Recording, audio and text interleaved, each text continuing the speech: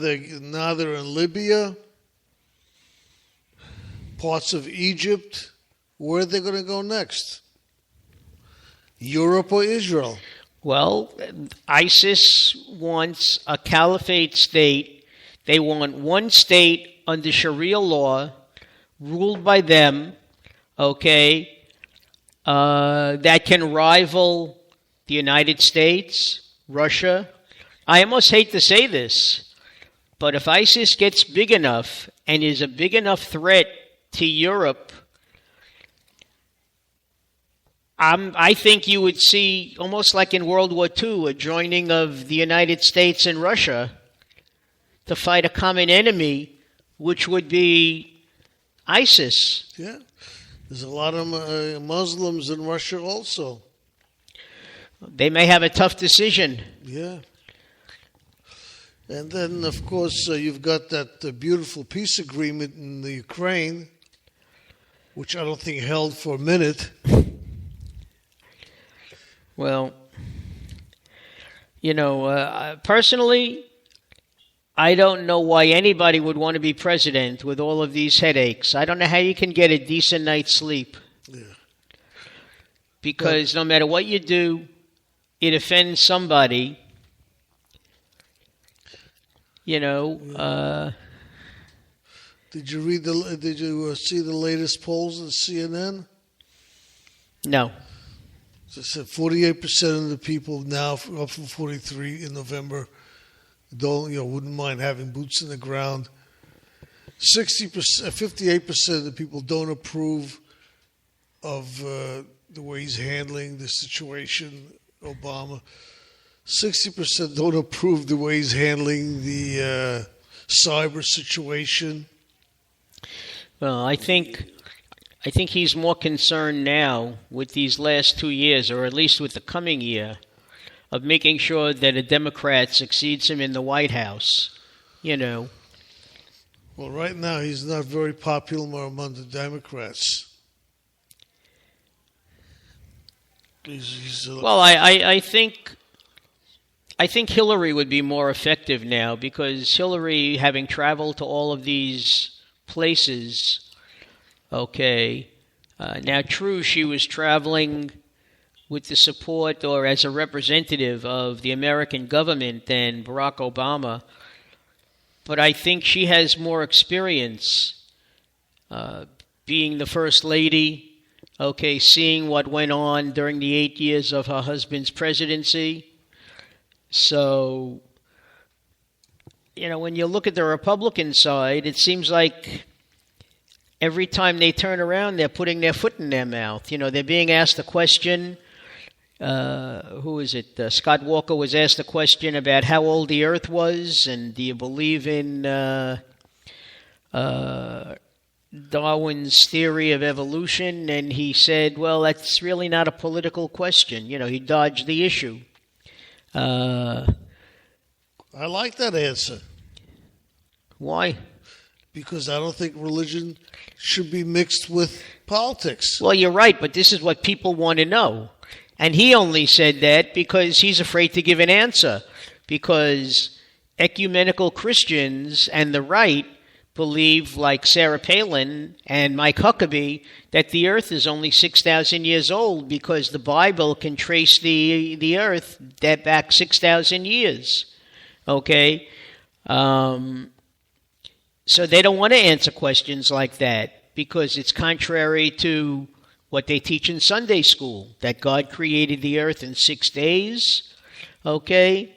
And they believe that, like Sarah Palin, dinosaurs and man existed in the same time period, which is not so, okay? And then you have the controversy between Christie and Rand Paul in Europe about vaccination, the measles.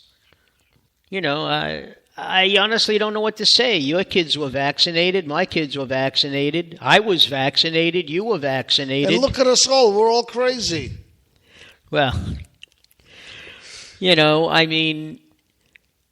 all of a sudden, all of these non-political questions, I mean, and that becomes almost a states' rights question. If a state says that you have to be vaccinated before your child can enter public school, unless you have religious objections, Jehovah's Witness, and the like, you have to have your child vaccinated. What do they want? They want a national ruling, as to whether or not children should or should not be vaccinated. The bottom line is, I think if you leave it up to most parents will vaccinate their children. I mean, I'm a liberal, and I would have my children vaccinated all over again. Out in California, in Marin County over there, I mean, yes, they're very liberal and highly educated, and people are saying, well, gee, I don't know, just because the government says I should have my kid vaccinated, I worry about, the after effects. Well, I mean, I don't know. I think the proof is that really there's no side effects. But who knows, Look, I could use the same excuse that the Republicans use when they talk about climate control. I'm not a scientist and I'm not a doctor,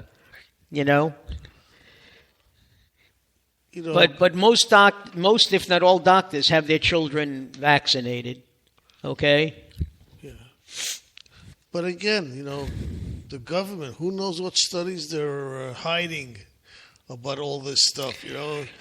All this hoopla about the government conspiracy, and somebody will come up with something showing that the government did something. True or not? Isn't it amazing that they have vaccinations for measles and mumps and chickenpox and smallpox, but when it comes to preventing AIDS and cancer and heart disease, the biggies when it comes to tuberculosis, even though there is still tuberculosis to a certain amount, I mean, there's no vaccine that's going to cure any of those, because, like we say, Big Pharma doesn't want to go there because there's too much money in it. Well, did you watch 60 Minutes yesterday? Yes, I did. And you see the department that does research and all that stuff? Yeah. So, it's not Big Pharma. There's a lot of money going into research. Well, especially in this country. This is one of the reasons that they argue about socialized medicine, why we shouldn't have socialized medicine.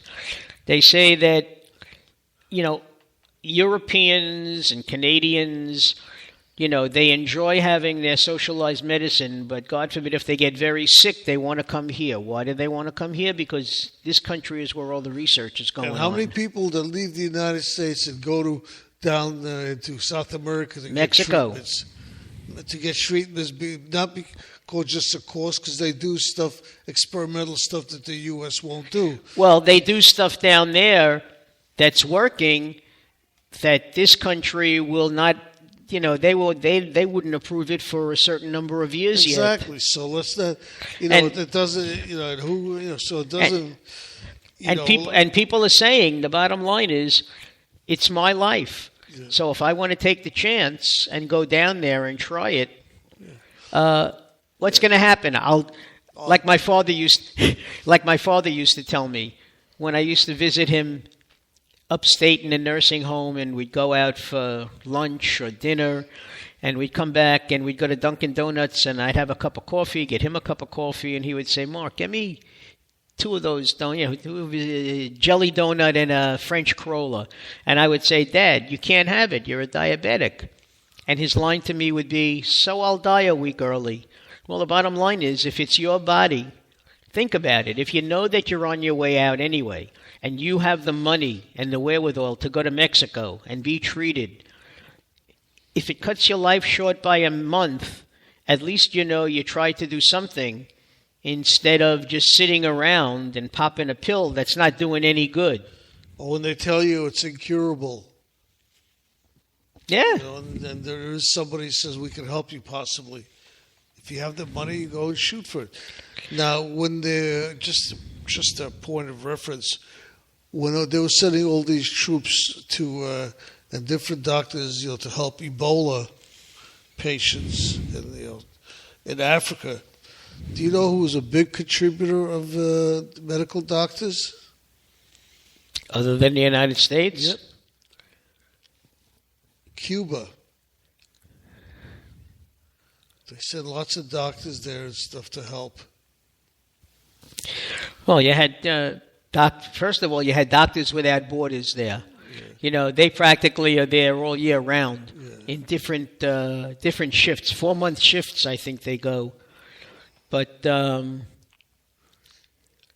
Americans are always the first to volunteer when it comes to something like that.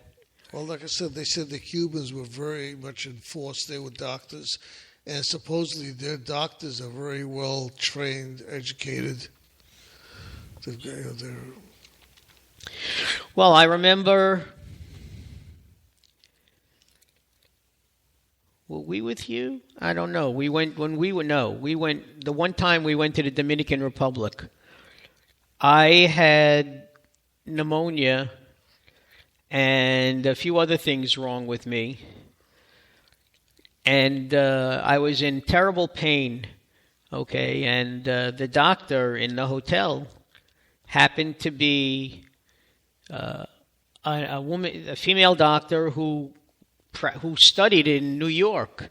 And then she went back to the Dominican Republic because that's our country. Mm-hmm. But the bottom line is she was trained in New York. She was an American trained doctor. Right. And she really knew her stuff. Yeah. That's what they say about Cuban doctors. They know they're very good. I mean, who's that guy from Venezuela? Who went to Cuba to get treatments. The one who passed away. Yeah, the dictator. I forgot his name already. Out of sight, out of mind. Yeah. But ladies and gentlemen, I know we've been on the air for almost 30 minutes, and I guess I'm remiss. Haven't given you our phone number. Not that most of you probably know it already. It's 646-595-3275. Felix and I were talking about many things from vaccinations and diseases to ISIS and fighting. And I think it would be a great time to put on your favorite war song, Felix. And it gives me a chance to make fresh coffee. You think so, huh? Well, we could always use it more than once, I know, since we like it so much. Well, you know something? I think you've come to like it more than me. It's got a good beat. Every time you want coffee. Hey, look, if your sister-in-law liked it, what can I say? All right, here we go, ladies and gentlemen, the Warrior Song. Enjoy.